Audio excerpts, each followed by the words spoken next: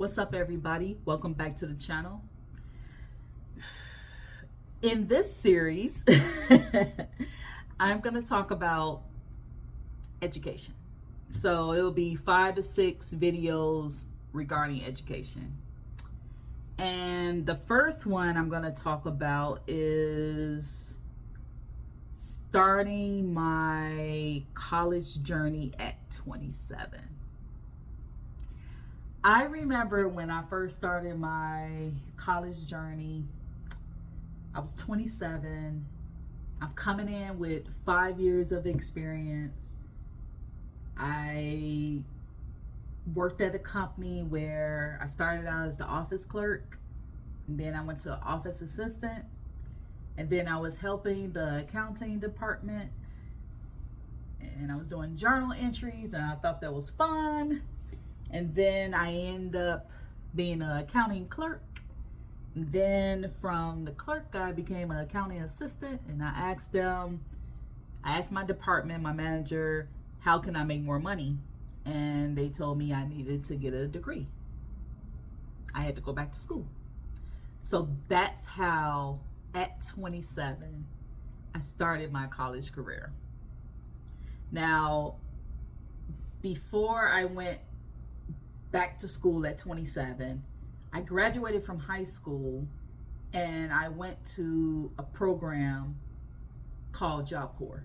So if you probably heard Job Corps in the past, you probably heard about it through someone else.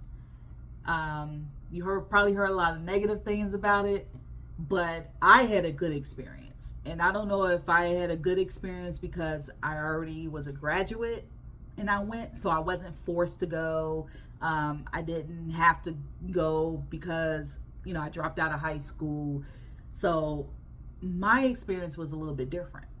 So I met a lot of great people that I still keep in touch with today. I'm not going to name any names because they may not want to let people know that that was part of their journey. But anyway, so when I started undergrad at 27,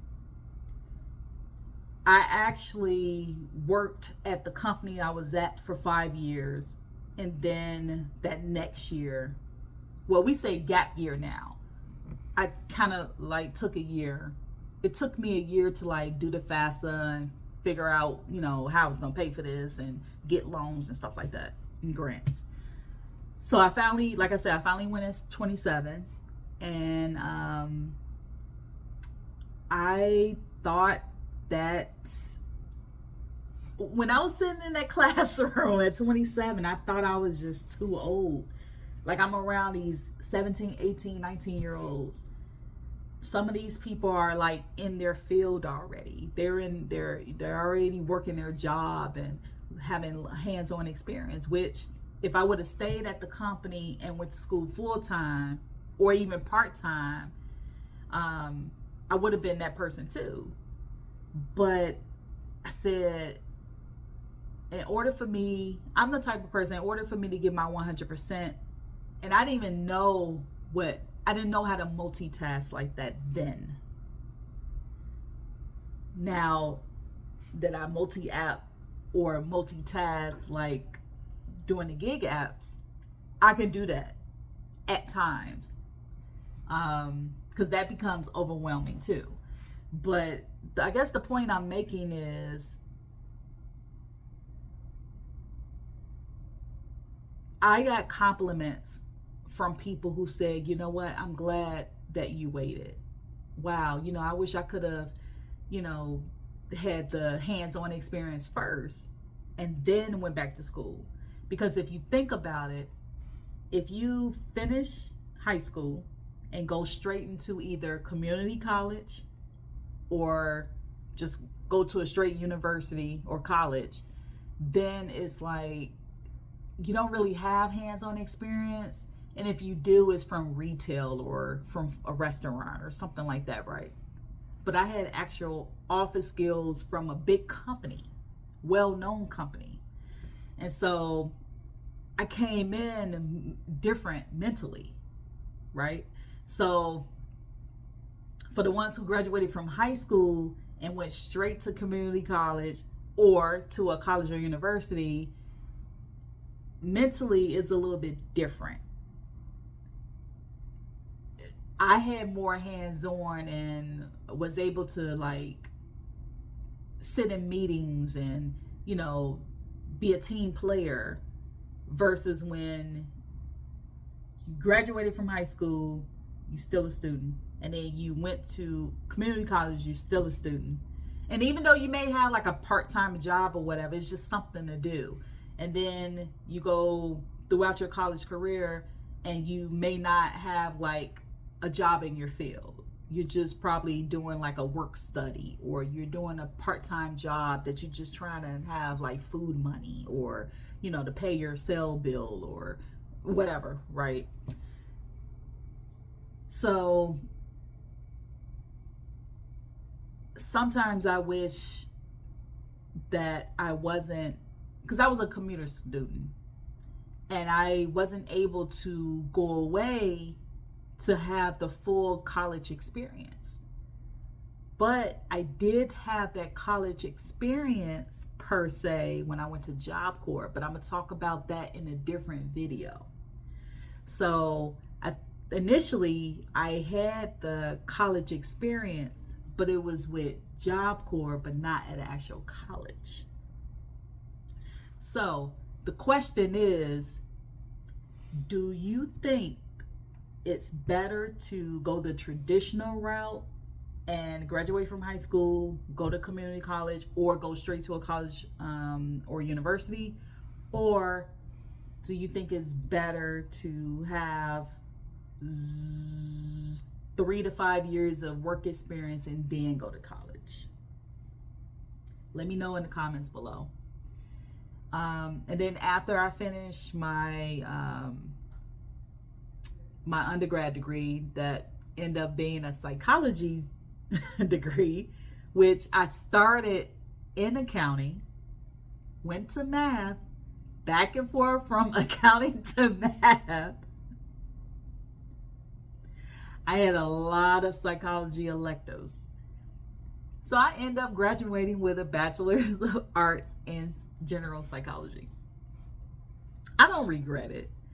I'm glad that I have the degree. I use it every day. I talk to people every freaking day, every moment. Every time I step outside, I don't care where I'm going, I am always interacting, listening, talking to people. And some say that I give advice, but I don't know. But yeah, at times I wish I could have went away to have the full college experience.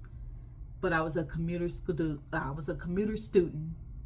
For undergrad, and then I was a commuter student for graduate school as well. So I didn't go away for graduate school. I was a commuter student, and I went back at 33.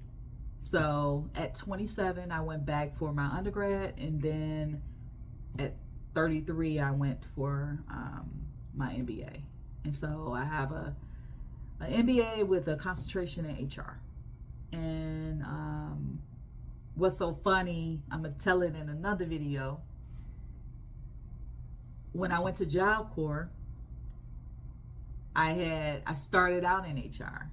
I had an internship at the Railroad Retirement Board. So I think I was supposed to be in HR. Maybe I was supposed to be in accounting. Maybe I was supposed to be in math. I don't know. But you'd be surprised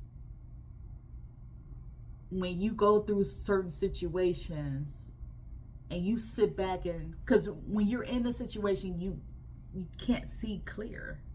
It's cloudy because you're in a situation.